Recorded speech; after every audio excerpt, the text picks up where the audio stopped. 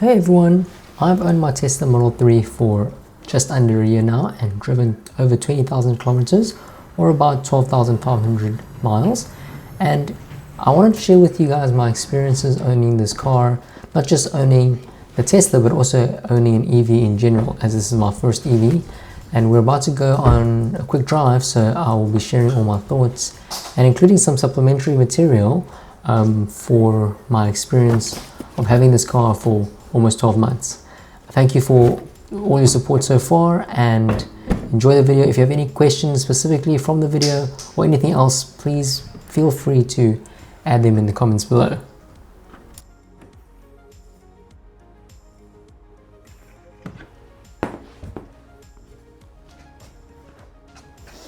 Okay, as you guys can see, we left the house with 100% charge because fortunately I'm able to charge at home now. But basically in this video I'm going to be splitting it up into separate sections. So as with all my previous videos, I always add chapters to the video, so you can refer to those in the description, or you can look at the slider for the different sections that I have named. So the first part I'm going to be talking about is before I bought the car. So what led me to choose the Tesla Model 3 and why did I select this configuration specifically. The second part, I will be talking about what it was like to take delivery of the car, and thereafter talk about my experiences owning the car and owning an EV in general, because I think, you know, this was my first EV. I've never owned an EV before.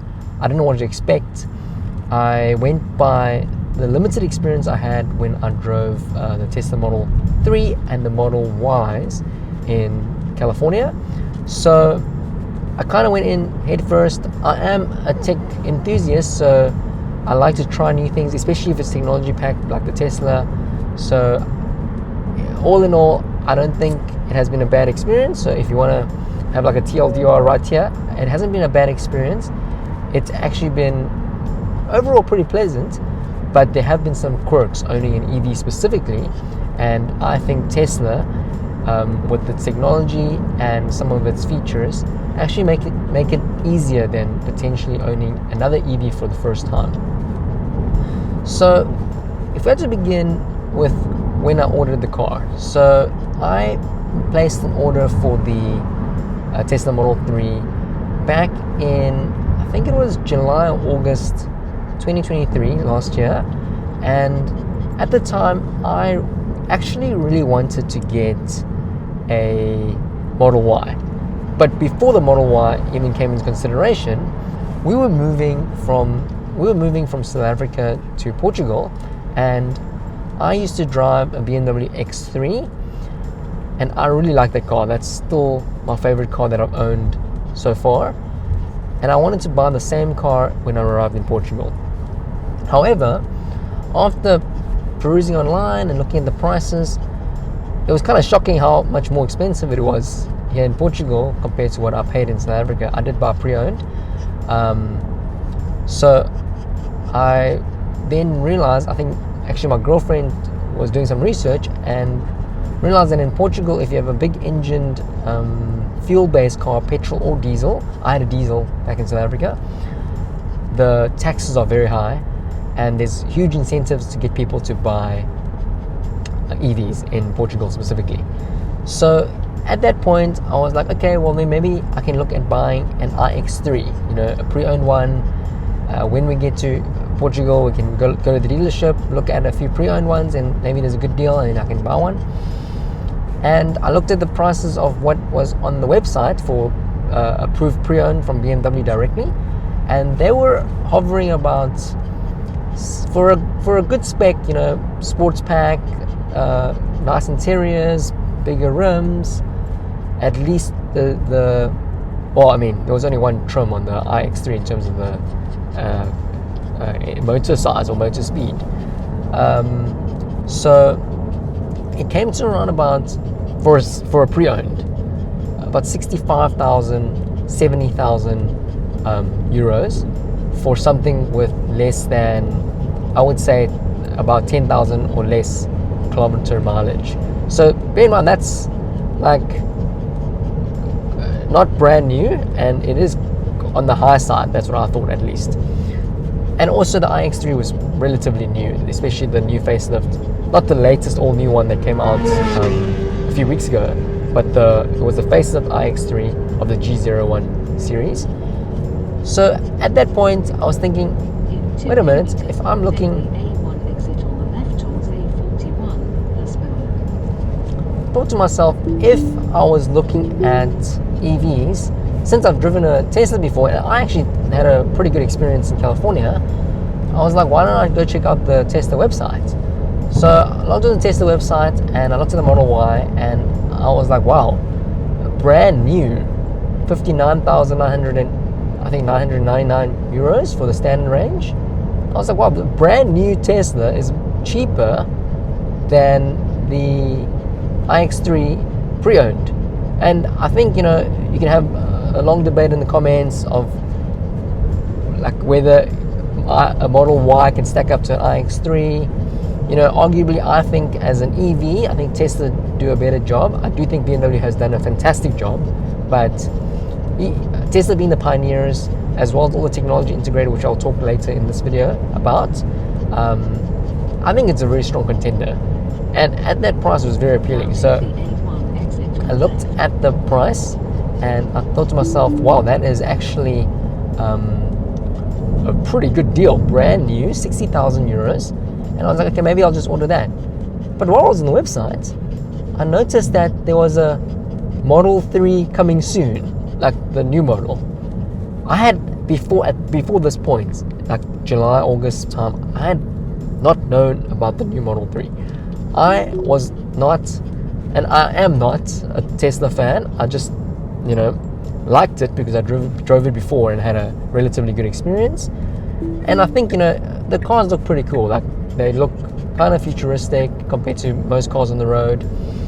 And when I saw that the new Model 3 was coming out, I think at that point it wasn't actually released yet. So on the website it was like a coming soon thing, and then you can order by this date. I don't quite recall exactly which date. Maybe some of you guys know, so drop in the comments just for everyone's benefit.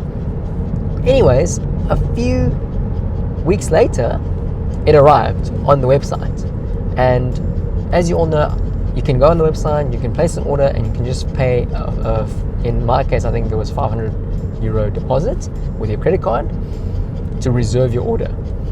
And I was completely blown away. So I configured my order, and we were obviously debating whether we should get the long range or the standard range. And this brings me to the next part about buying the vehicle. So the base Model 3 standard range rear wheel drive, which is the one I have, in Europe comes in white, free of charge, so you don't have to pay for white.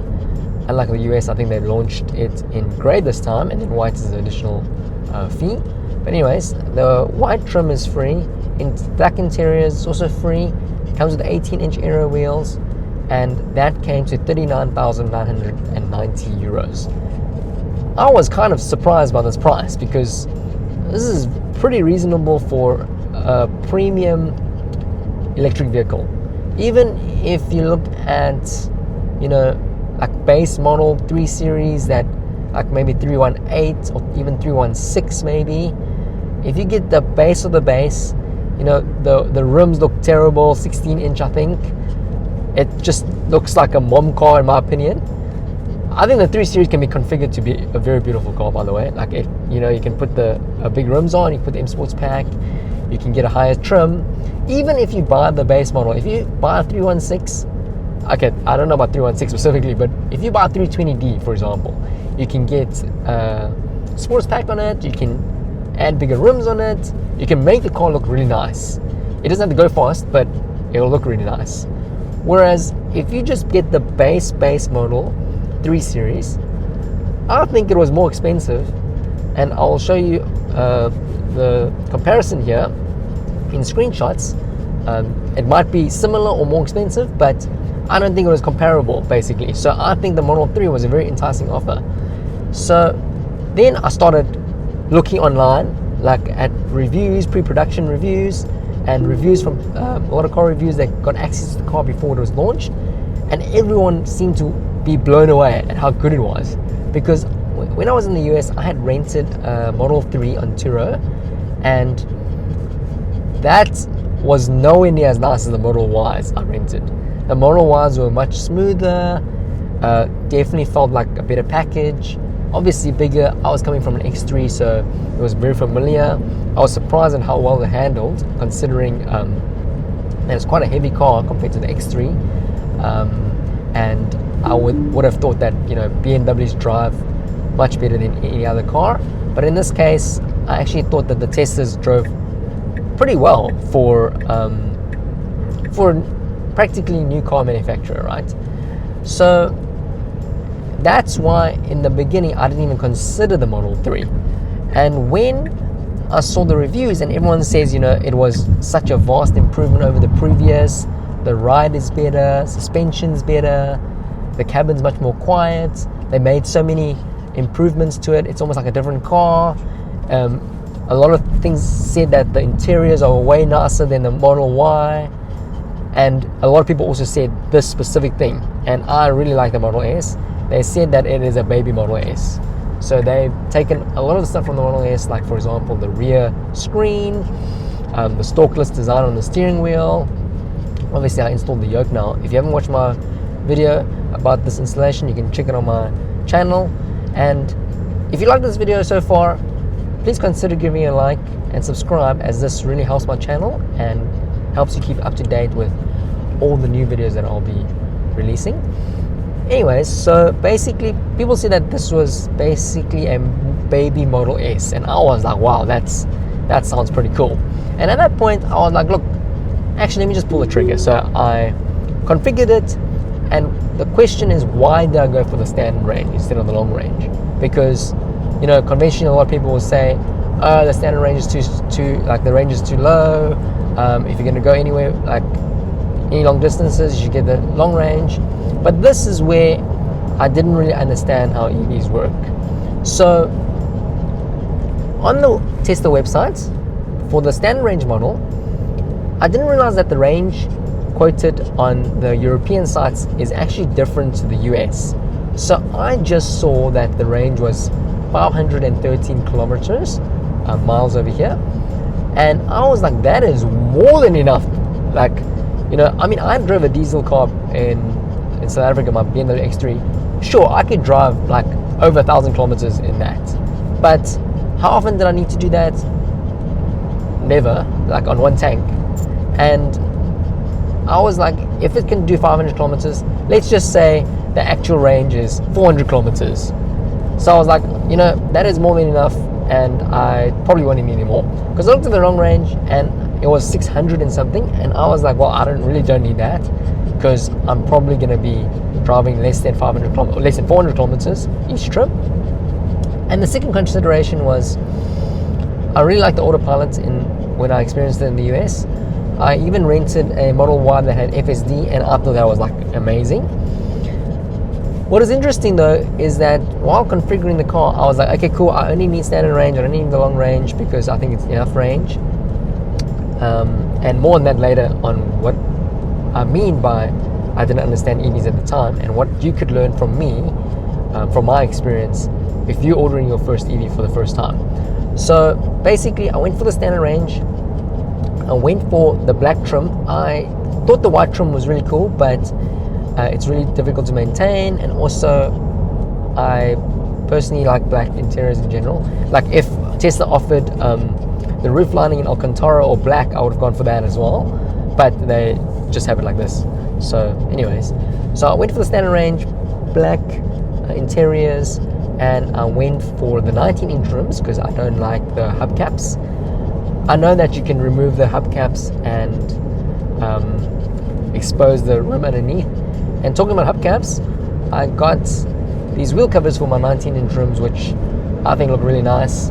It's in my previous videos, so check that out if you want to take a look at that.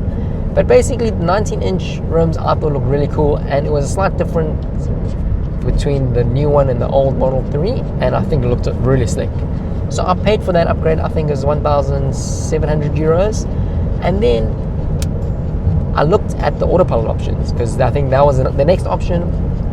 I looked at the standard Autopilot Obviously, all the Teslas come with standard autopilot, which means you can just navigate like this on the road. Sorry, not navigate, but auto steer on the road, auto cruise control, which means that you don't really need to upgrade.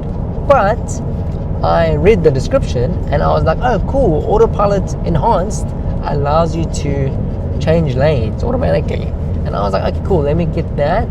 And then I looked at FSD and I was like, wow, FSD is very expensive. And at this point I hadn't even realized that the FSD in Europe works differently to the ones in the US. And I've spoken about this many times because it's like my biggest gripe with Tesla in the Europe, because I think it's basically kind of lose out on a lot of the technological aspects of the car, but at the same time, you know, I kind of see why it's not the same. But basically, fortunately, I didn't go for FSD. I just went for Autopilot Enhanced. And if you're considering buying a Tesla, I don't know how the referrals will work by the time this video goes out, but Tesla had paused the referrals, brought it back in the US, and you get a free like 1,000 euros or for 500 euros kickback from Tesla for using your referral code. But conventionally, the referral code was actually that you get 3 months of Autopilot Enhanced for free. So if that is back, just test out my referral code. If you're going to order a Tesla anyways, you might get that for free. The reason I'm saying this is you shouldn't necessarily order this with your car when you place the order, because you can always pay for this afterwards in the app. So you could test out regular Autopilot and see if you like it or not. Anyways, I went for the Autopilot Enhanced, which is pretty cool now because I have Auto Park.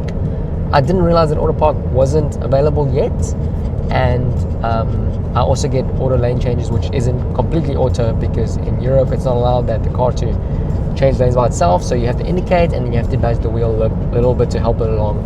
I'll show you guys. Let me get into fast lane here. So if I want to get into the fast lane, I just have to nudge it, and then it's kind of changes lane by itself.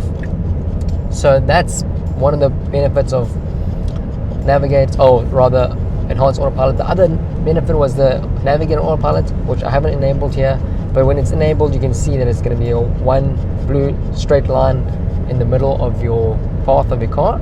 And what that does is that it will slow down and it will tell you when you need to change lanes to get off the highway onto a specific off-ramp. It's obviously limited compared to the US, because in the US the car would just do this automatically. It'll start merging off or moving into the correct lane for it to change, and then it'll take the turn off as well. Whereas like over here it'll just like tell you need to do it, If you don't do it you just miss the turn off and you just have the drive around, I guess. That's happened to me a few times, mainly because I turn off the navigation voice because either I'm making videos or I don't really like the navigation talking to me all the time. But today I've turned it on because I need to be somewhere and I cannot be late, so I have left it on. But anyways, basically that was my configuration. I did not get a tow hook. Now that I think about it, maybe I should have gotten it because I potentially need a trailer to transport some stuff, and also if I get a cart, a road tax cart that I need to transport between races and stuff, that would have been pretty useful. But you can't actually add this after the fact. You can probably get a third-party one installed on your car. So just be mindful of that. So if you are considering getting a car and you can see yourself using the tow hook, just order it when you place the order.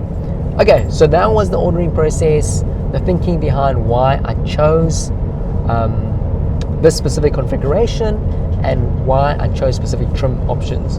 And I think the car looks beautiful. For the price I paid all in, including on the road taxes, I think it was around about 46,000 euros, which is significantly high, I mean above the base price, mainly because Autopilot Enhanced was 3,800 euros, which is quite a significant upgrade, which is why I'm telling you not to necessarily buy it immediately offhand, because for some people 3,800 euros cannot justify the auto lane change, especially if it's like this in Europe, and also cannot justify the auto park.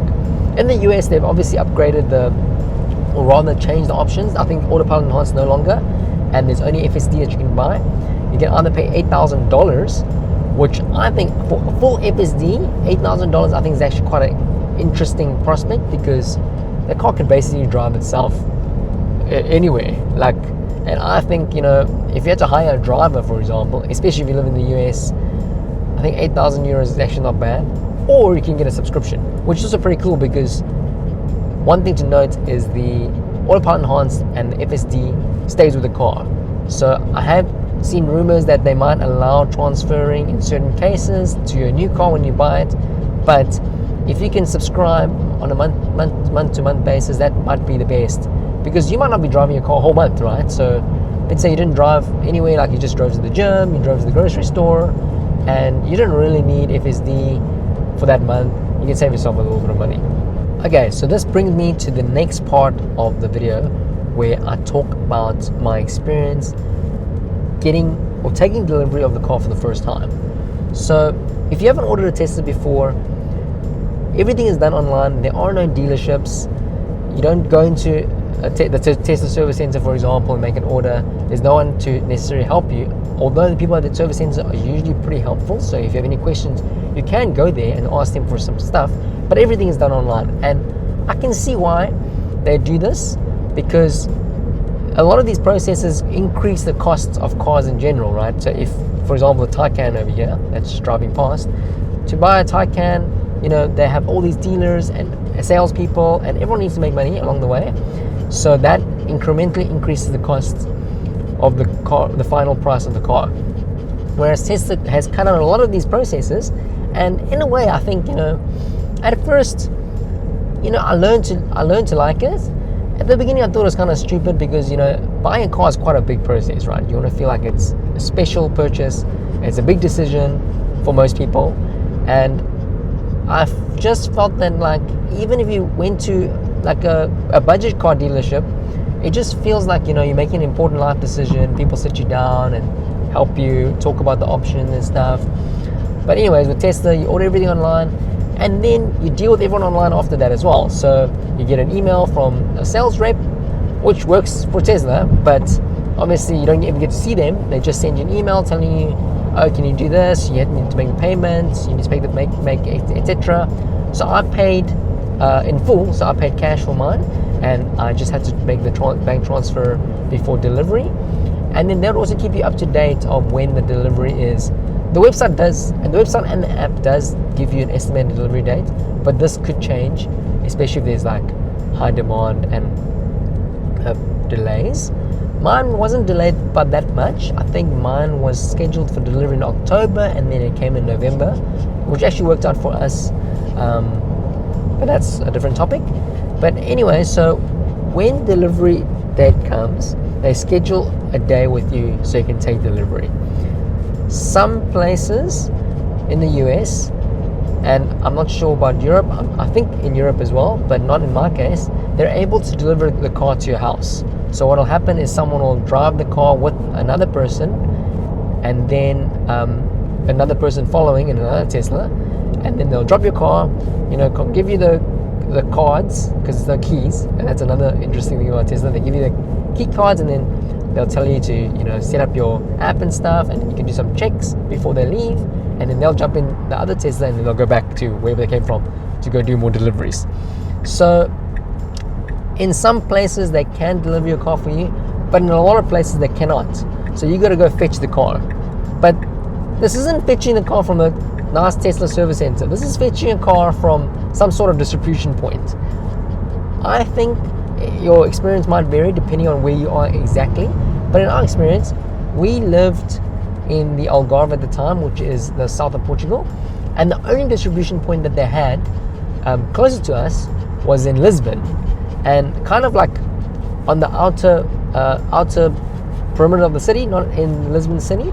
So we had to go to Lisbon, so I had to rent a car, and then I drove up to Lisbon, and which was about 2-hour drive, 2.5-hour drive. And then I returned the rental car and took an Uber to the place to fetch the car, which was a cargo place where cars get delivered. And you can watch my first ever YouTube video to see my experience of collecting the car. And this gets me to the second point of what the experience was like taking delivery of the car. Personally, I'm lucky because I've driven a Tesla before and had watched a few videos on how this Tesla works. If you hadn't watched any videos on how this Tesla works, one of the biggest problems is that you'll probably get in the car and have no idea how to drive, because there's no shifter, there's no on, stop, start, on button. You get in and you literally, with the new updates, you can turn on auto shift, and that's also in the settings. So when you get in the car, that's not enabled by default. So you need to step on the brake, then you need to swipe. You can watch my video on how to drive the Tesla for a good overview if you're planning to buy a Tesla and you're nervous about knowing how to drive the car. It's quite a quick overview compared to, you know, reading the user manual. But anyways, you get in the car, the people kind of do ask, you know, do you need some help? But they're usually understaffed. So they usually take, like the day that we were getting delivery, I think there was like 6 or 7 other people getting delivery, and there's only 1 or 2 people helping, and they're like running up and down. You know, some people don't know what's going on completely, so they're going to sit in the car with them and help them. But it did not feel like a special experience at all. You know, like I bought pre-owned BMWs and it felt like I was winning an award. You know, I get there, the car is covered, and like, you know, you're getting the car. I mean, it's not like a surprise, right? But just the feeling that they covered the car and they put a bow on it, it just felt like you made some sort of milestone or achievement in your life buying a new car, you know. And it wasn't new, it was pre-owned, and the car was like obviously, you know, refurbished, like they resprayed some of the panels and stuff, so it obviously looked brand new. But the experience was great. The dealer, you know, shakes your hand, takes some photos with you, take some photos with you and your partner, whatever you want, and they also give you like some champagne to celebrate. In my case, they gave me like a wine to take home as well. So it was really nice experience, and that's completely absent when you order a Tesla. And I think, you know, if you think that is like a very important experience about buying a car, then I think you'll feel like you're missing out on a lot if you buy a Tesla. But you can see that all those pieces increase the cost of the car, right? So they don't just do it for you, they do it for everyone. And then they also have to have an office, they also have to, you know, have a nice place for you to arrive and take delivery of the car. They only schedule deliveries when they're available, so they cannot deliver 7 cars when there's 2 people, for example. They'll just schedule time when they can give you their fully undivided attention. So all these things really increase the cost of the car, which is why, going back, I can see why the Teslas are able to price their cars so competitively, because they strip out a lot of these things. Now, at the time I was like, well, this is a pretty shoddy experience, you know, like it just felt like I came to pick up my Turo. Like it didn't feel like my car, I didn't feel like emotionally connected to this new vehicle that I got now. And I think that's also been one of the reasons, and I'll speak a little bit more about this, about the experience for owning a Tesla and how I felt about this car versus my previous cars, and emotionally how do I feel towards the brand versus other brands. But that starting point already made me feel a little bit disconnected compared to my previous experiences. I didn't feel like this was a big thing. And bear in mind, sure, this car I think is very competitively priced, but it's at the same time, this is the first time I bought a brand new car, and this is the most money I've spent on a car ever. Like my X3 was in many ways nicer than this car. Interior is much nicer, much more comfortable, but it was nowhere near how much I paid for this car. So I felt like I missed out on an experience of buying a brand new car because of that. But you know, that's just, it could just be a me thing. Like, you know, everyone is different, and for me, if I'm making such a big purchase, I feel like the experience and the life milestone feeling is quite a big aspect of it. So that was my experience all in all. One thing I didn't know was that you should do some checks. So I just like looked around, you know, oh, were there any panel gas? I didn't look properly. I didn't check if there was a USB in the car, for example. Like I didn't do the pre-delivery check, which I only realized after making YouTube videos that is a very popular topic on YouTube. So make sure you watch one of those videos. I don't have a video of that yet, and if you'd like to see me make a video, let me know in the comment below about the pre-delivery checks, and subscribe so you can watch that video once I make it if you guys want that. But basically, there's a few steps you need to check, because what happens is if you take delivery of the car and you need to let them know about some of these things afterwards. There have been cases where Tesla doesn't want to honor some of these things, and then they'll say, oh no, it's in spec. But if you don't take delivery of the car, they're more incentivized to fix the problem, because you're not, like, they're going to be stuck with the car, right? And their incentive is to try to get as many cars off the lot as possible so that they can sell more cars. So it's very important that you do this pre-delivery check. I was very fortunate. I didn't have any problems in the car. I think one of my door panels is slightly wider than the other side. It's nothing that like I lose sleep about, so I don't really care. But I think all in all, that's just something that you need to know. It's always a trade-off, right? So if you want to provide a good experience, you just cost money. If you want to save money, provide a slightly worse experience, but it's still acceptable. I don't think the Tesla experience is terrible. I just think that it's different, and as someone that's going to buy a Tesla, there might be a few more things that you need to know that you weren't used to, because you would just go to the dealership, and talk to the guy that you're about to buy from. So that's the delivery experience, and this will bring me to my next point, the next section in this video. What have I learned about owning an EV in general, as well as driving Tesla specifically, and some choices that I might have made differently if I had to go back and order a Tesla again. So what have I learned about owning an EV and driving the Tesla specifically over the past few months and just over 20,000 kilometers? So the first thing is that going back to when I first ordered the car, I looked at the range, and then I realized that the range figures is not very accurate, especially if you do long distance style commutes or drives, or if you're doing highway driving. So what I didn't realize is the difference between EVs and fuel cars is that EVs are very efficient at low speeds. So if you are driving around the city, around town, low speeds below 60 kilometers an hour, like 30-40 miles an hour, you'll get the maximum range. And the European WLTP rated range on this car is based on European driving. Most of European driving is happening in smaller roads, in city streets. So I have driven this car over 500 kilometers on one charge, so I can say that it's achievable. But if you're doing highway driving like I'm doing now, the one way to get anywhere close to that, and I think the EPA range is a little bit closer to reality if you do a little bit of highway driving, is by driving not too fast. So in Europe, in Portugal at least, and South Africa is the same, so I'm assuming a lot of European countries are the same as well, the speed limit is 120 kilometers an hour on the highway. And 120 kilometers an hour equates to about 75 miles per hour. If you drive at 120 kilometers an hour, you get pretty reasonable range. So right now I've been driving for the past hour now, 51 minutes, and the average speed has, I would say, been about 90 kilometers, including coming out of the city and like slowing down, etc. And I'm doing 144 watt hours per kilometer, and here's the conversion to watt hours per mile. And basically, compared to the rated range, I'm actually driving similarly to the rated range. This is the EPA range, so what's installed in the car, or what's showing on the car, even if you buy your car in Europe, is actually the EPA range.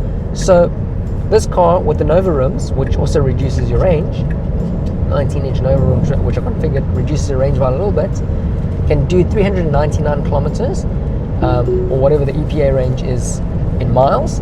And basically, if you drive at this speed, okay, right now I've made it 130 now, but if I drive at about 120 kilometers all the way, very smoothly, without stopping, like starting, stopping, accelerating, I could get about 400 kilometers, 399 kilometers pretty easily. But that brings me to the second point. This requires patience. It also requires a little bit of planning, because if you're late, for example, if I was late for my appointment that I need to go to, I would have to drive faster, which rapidly decreases your range. You know, there have been times where I drove pretty fast and I went from 100 to close to 0 in about 250 kilometers, which is half of the of the European range. I mean, even in a fuel car, I don't think it's easy to achieve half of the rated range, because you basically have to be accelerating all the time or driving top speed of the car, which the top speed of this car is about 200 kilometers an hour. I think it's capped at that. So I think a lot of the videos I've been watching, a lot of the owners in Germany where they have the Autobahn, they kind of complain because they think that 200 kilometers an hour is too slow. And also Autopilot is limited to 140 kilometers per hour, which is very slow on the Autobahn. You'd actually be predominantly in the slow lane. I think people will overtake you even from the slow lane at 140 kilometers an hour. So that's also another consideration. If you're living in Germany and access the Autobahn a lot, that is consideration.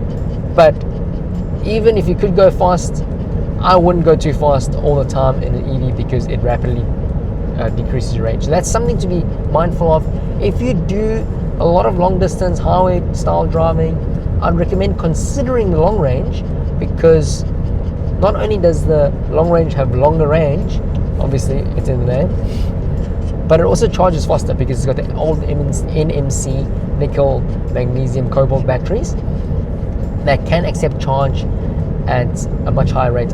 My car's capped at 170 kilowatts as far as I remember, and then that one can charge 250 kilowatts. So you're charging faster, which means you stop for fewer minutes whenever you do stop, and also you get to drive for longer, therefore actually saving time. So that's something to be mindful of. Before we came, we didn't realize we'd be driving so much, especially when we first arrived. We were living in Algarve, which is basically a driving place. There's not much public transport unless you live in Faro. We were not living in Faro. So anyway, it was like a 20-minute drive, which made it kind of inconvenient because I needed to charge all the time, and at that point in time I couldn't charge my car at home. So that's also another consideration. If you can't charge your car at home, you need to think about whether it's worth the effort of having to take your car to the supercharger once in a while, because as you know, charging even at the supercharger, it's not a 3-minute or a 5-minute affair like when you go to the gas or petrol station where you just pump the fuel tank up. Even if you had a 100-liter fuel tank, it usually takes like less than 5 minutes, right?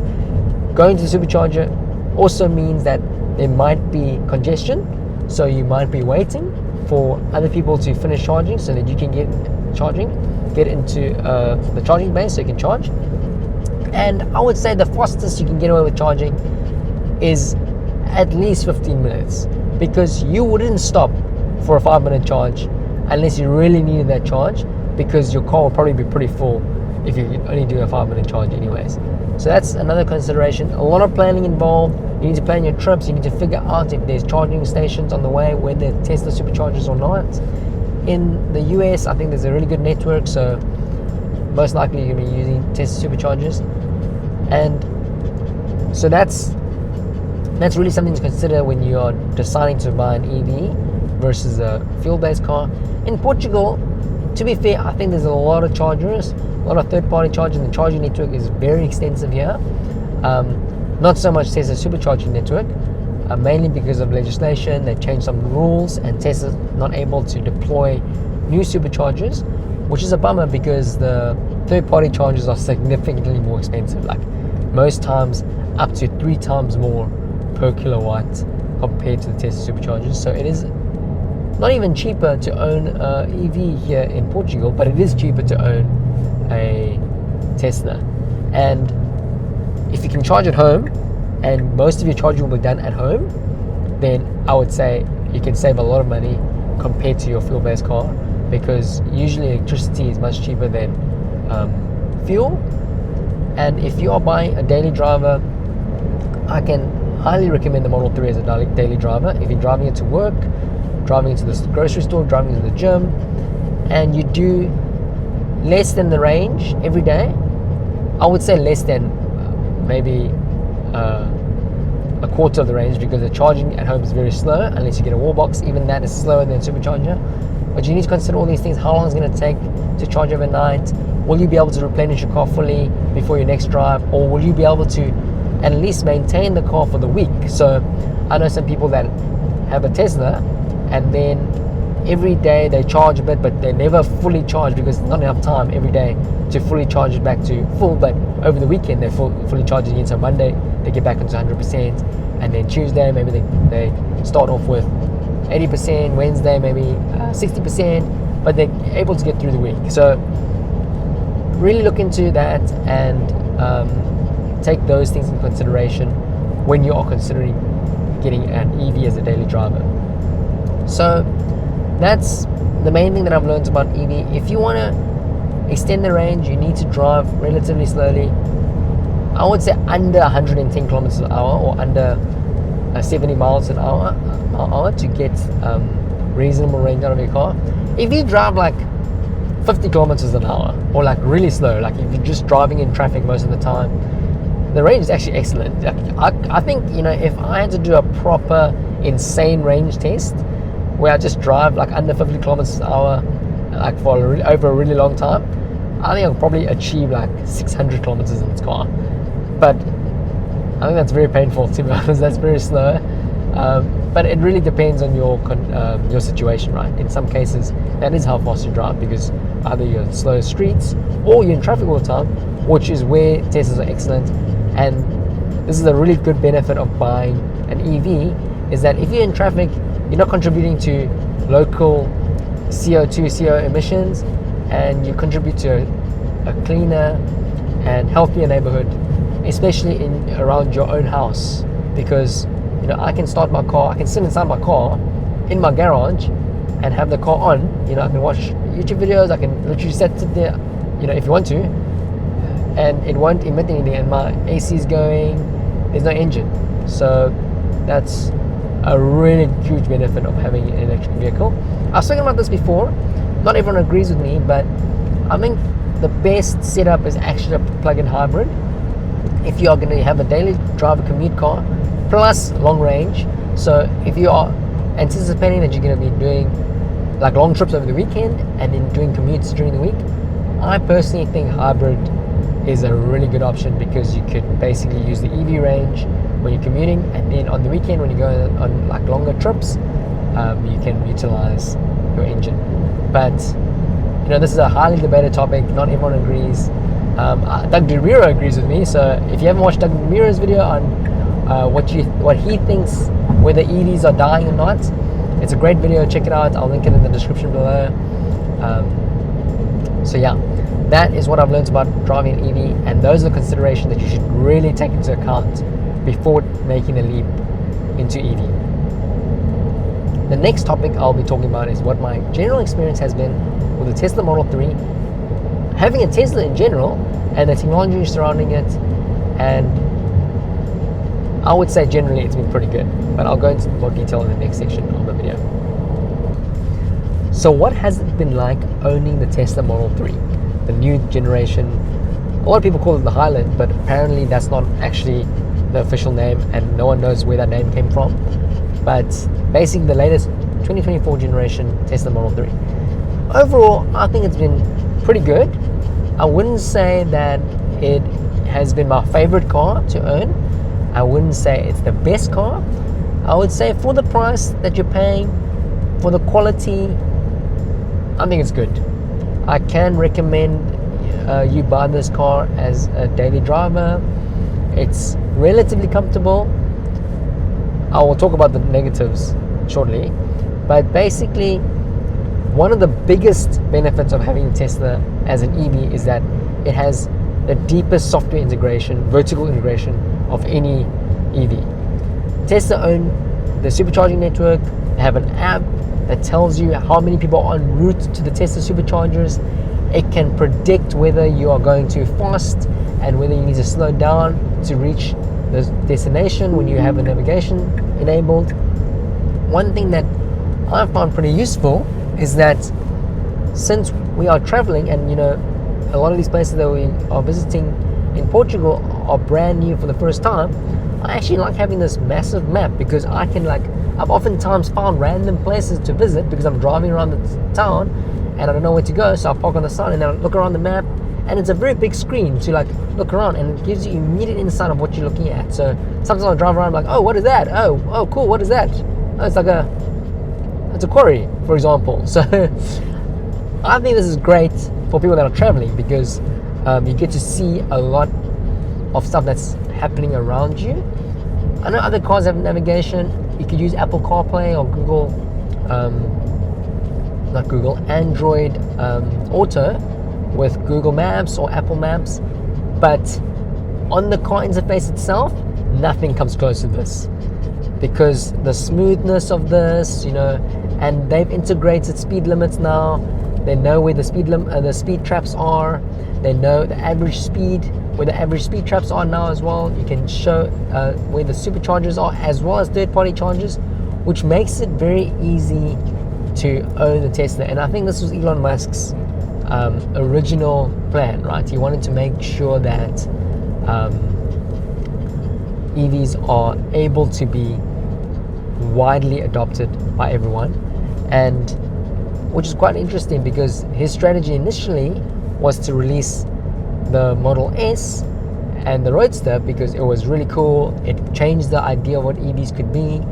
Back in the day, when they initially, a few car manufacturers had EVs and stuff, it was really like a golf cart. You didn't really want a real car, so you had he would always laugh at the EVs. He always laughed at the BMW i3, which I think is a really cool car, city metropolitan kind of car that you get around the city mobility. That's what BMW calls it. I think it's a great car, but Elon Musk finds it the most hilarious thing because he thinks it's a stupid car. So I think his idea was to make electric cool, as well as make it easy to digest and understand, because there's a whole new paradigm shift. You have to know when to charge. You need to plan. Like in the previous section of this video, I talk about my experience of how it has been owning an EV, what you need to think about, what you need to do. That is different to conventional wisdom when you have a regular fuel-based car. So overall, I've been pretty happy with this car. One thing that I wish Tesla would have allowed is more trim options. So the standard range, I actually didn't know this about the standard range. This could have made me buy the long range instead. Was that the difference between the standard range and long range, besides the acceleration and the range, was actually the long range had a few better features, like for example, better speakers. The speakers in this car, although they are great and a massive upgrade to the previous Model 3 and a massive upgrade to the standard range Model Y, it still lacks the depth in the sound compared to the long range model, which has I think 19 speakers versus 11 or 9, something like that. I will show the information here. I don't quite remember exactly how many there are, but the long range model, if you're an audiophile, I would say consider getting the long range model, because the sound quality will be a lot better. With this car, the sound quality is good, but you have to pump it up at pretty high volumes to get the benefit of the audio. So I'm just letting this guy in. So anyway, so overall, I think if they offered a few more trim options, other car manufacturers offer a lot of options. I got this carbon fiber trim upgrade from Yeslac. I'm an affiliate with them, so if you're interested in getting some of these accessories that I have in the car, which I make lots of reviews on, look in the description below, and you can support me as a creator by using some of the affiliate links. I get a small percentage of every sale. But anyways, I would have upgraded this trim. I would have upgraded this trim as well, because in the long range you get Alcantara over here. I really like Alcantara, which is why I went for the Alcantara yoke. I just like the feel of it. This looks really neat and nice, but it does seem a bit cheap when compared to the Alcantara. In no way is it cheap. It's not like very cheap material. It's just when you see the other one and you look at this, you're like, this one looks a bit cheap. Oh look, there's an old Model 3 that went past. So if Tesla offered a few more trim upgrades, I would have gone for them. But generally speaking, I think to save cost and save cost of manufacturing, they offer basically very vanilla packages, so it's easy for them to manufacture, and at the same time, it allows for a lot of third-party manufacturers to release accessories. So I don't know of any other car that has such a big aftermarket accessory, and I'm not talking about performance accessories like like custom exhaust or massive spoilers. I'm talking about general everyday things like you can replace the steering wheel, and obviously you can replace the steering wheel in any other car, but usually it's like really expensive. Like if you have a BMW and want to replace the steering wheel, you're most likely buying a really high quality steering wheel that's better than the OEM one, because you want a performance upgrade. With Tesla, you can buy a yoke. This doesn't come with the Model 3. I think the Model S and the Model X come with the yoke that's very similar to this, because this part is the same. So I thought it looked great because it looks similar to OEM, but this is definitely not OEM. Custom displays, like I got the Tesla Logic, so I can use my phone as a display. Shades for the top, because this doesn't come with a closing cover for the glass roof. You can get like ones where you install and it actually opens and closes, like cars with the opening and closing shade. I've sometimes put the shade on to block out the sun. I've got a manual one that you just stick on and wedge into these gaps here. Really random stuff like that I would never have thought would be such a big industry, but I think it's mainly because Tesla has a very, especially the Model 3 and the Model Y, has a very basic, simplistic interior, which some people consider a blank canvas for you to customize and do what you like with it, to personalize for yourself. I kind of like things looking close to the stock side, so a lot of the accessories I chose are more reminiscent of upgrades that you get in either a Model S, a Model X, or for example like this trim here that you only get in the performance Model 3. So I usually choose things that look more OEM than otherwise. So if you're into that, you can get these, or if you're into something really like out there, wild, you can get it. It's super customizable. So I think that's kind of interesting experience. Like you don't really think about buying a car and then think about what accessories you're gonna buy. Some people look at accessories before they buy the car. So they're like, oh, this will be cool. Okay, cool. I'll get this when I get the car, and they order everything together. So I think that's been an interesting experience that isn't normal to regular car ownership. So that's positive, I would say. Because the positive is also you don't need to do any of this. So you could also just keep it vanilla and stock. But yeah. So going on to the next positive is that the car is pretty well packaged. So the standard range model, if you just buy the standard range model, 39,900 euros here in Portugal, it's got pretty good performance. The acceleration is really good. This is the fastest accelerating car that I've owned. All my previous BMWs, I had diesel. The acceleration is good, but this is better. And for the price, you're not really going to find anything with this type of spec in terms of equivalence.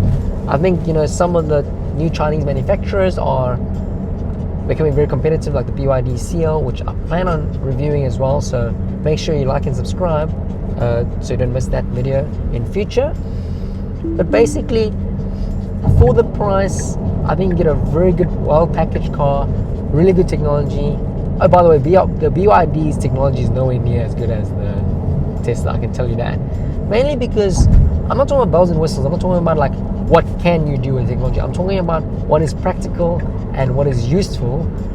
Firstly, for a car, and secondly, for owning an EV. They've really thought about everything, right? So they thought about the theater box. Every Tesla has a theater box where when you're charging your car, you can watch YouTube videos, you can watch Netflix, you can play games. I mean, a lot of this stuff is fit for purpose, and the purpose is driving an EV, like nothing else. I would say like even the Tesla, I think already has too many features. Like a lot of this can be distracting sometimes. With the new update, you can move the map out of the way, and you can have this full screen view. It's very useful if you have FSD because you can see a lot more detail, but even without FSD, you can see a lot of cool stuff on here. So this already has a lot of cool stuff, and I think the Tesla is a great product at the Model 3 price range. The Model Y is the best selling car of any model in the world, and I can see why, because it's a lot more practical than the Model 3.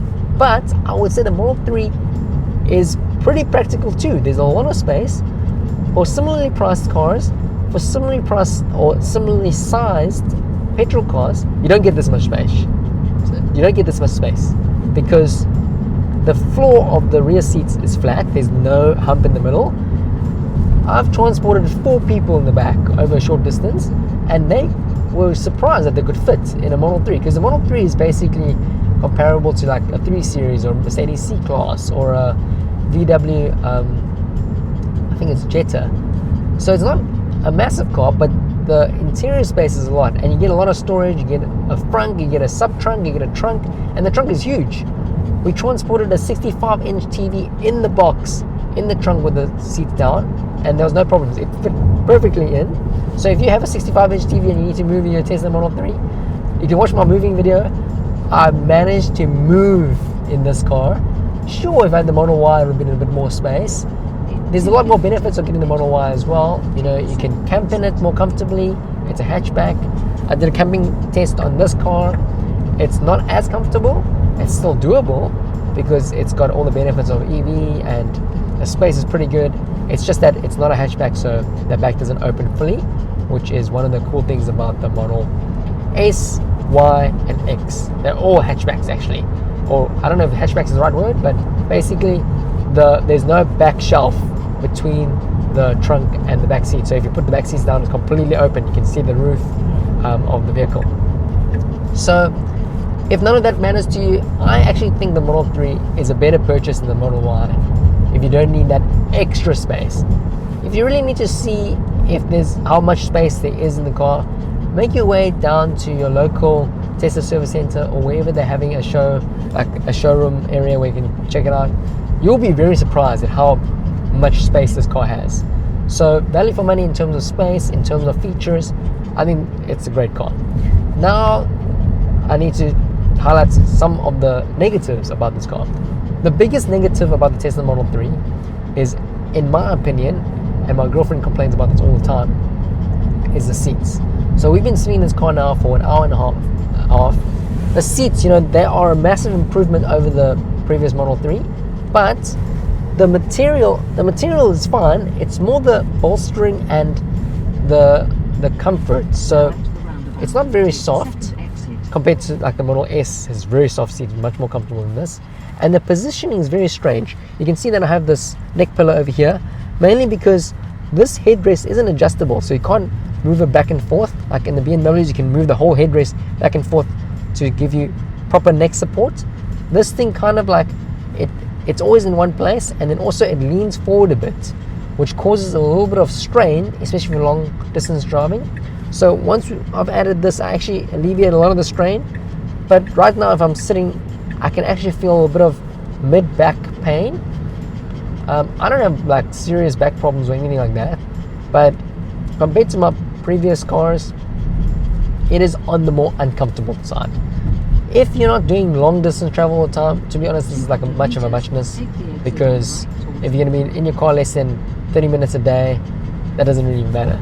So that's one of the biggest negatives for us personally. I'm actually considering changing the car to something else, probably another Tesla as well. Stay tuned for that, because of the seats specifically. So the second negative is that I don't feel an emotional connection to this car. And I don't know if it's because it's EV, or maybe because of how Tesla has implemented the EV, or because of what I said in the delivery part of this video. Like, I didn't feel like it was a special car, you know, it didn't make me feel special. I don't feel like I love this car, you know. Like, I always think back about my X3. Even though, you know, the X3 is kind of old now, this is cooler technology, faster, I still like my X3 more. And I always reminisce about my X3. I don't see myself reminiscing about the Tesla when I get my next car, to be honest. So this is kind of like a car guy kind of thing. I would kind of say like I'm a semi-car guy. I'm not like a petrol head or anything like that, but I do like cars, and I think out of all the cars I've owned, this has been the least exciting car. Sure, it's got like great performance, you know, I can accelerate really fast. I'm on chill mode, so I can't accelerate out of there like I was going to show you guys, but I can accelerate very fast. It's relatively engaging drive. I don't think the handling is as good as BMW's, especially the ones with sports packs, but I just feel like, you know, I don't feel emotionally connected to this car. Again, this is a muchness. If you're looking for a practical daily driver car, that doesn't matter. So I would say just ignore that part of what I just said. In terms of overalls, I think they've done a great job at improving the Model 3, because from what I've seen, the quality is vastly improved, especially the ones that are built in Shanghai. So my model, because I bought it in Europe, actually comes from the Shanghai Gigafactory, and the quality is exceptional. Okay, so in conclusion, I've arrived at my destination, and interestingly enough, because I was trying to focus in this video, I was driving vastly slower than usual, and I arrived with a lot, 10% more charge than I normally projected that I would, because I was driving very conservatively. So you can learn from me. You can see that you can get quite a bit of range out of an EV if you drive conservatively, and I will include a summary of, you know, the trip that I've taken, how much charge I used, what the theoretical maximum range would be if I carried on driving at this, and my average speed. Just like in my previous road trip videos, you can check them out on my road trips playlist. Okay, so looking at the trip summary, you can see that I drove 129 kilometers over 84 minutes, and I did 137 miles per kilometer. That's really good, because normally on the highway I drive a lot faster, and it's usually 180. And basically, compared to the rated range, I actually use less than the rated range. So as I said earlier in the video, the rated range in the Tesla is the EPA range, 399 kilometers in my configuration. So I've actually used less than that. It says I've used 123 kilometers over my 129 kilometer journey. And basically, compared to the trip range, which predicted that I would use 40, almost 50 percent range, it only used 31%. So my driving really contributed to lower than average usage. And yeah, so here's the trip summary of how long everything took, and I really hope you guys enjoyed this video. If you have any questions, please leave them in the comments below, and either I will reply to them or someone in the community will reply. And as always, thank you for watching, and I'll see you again next time.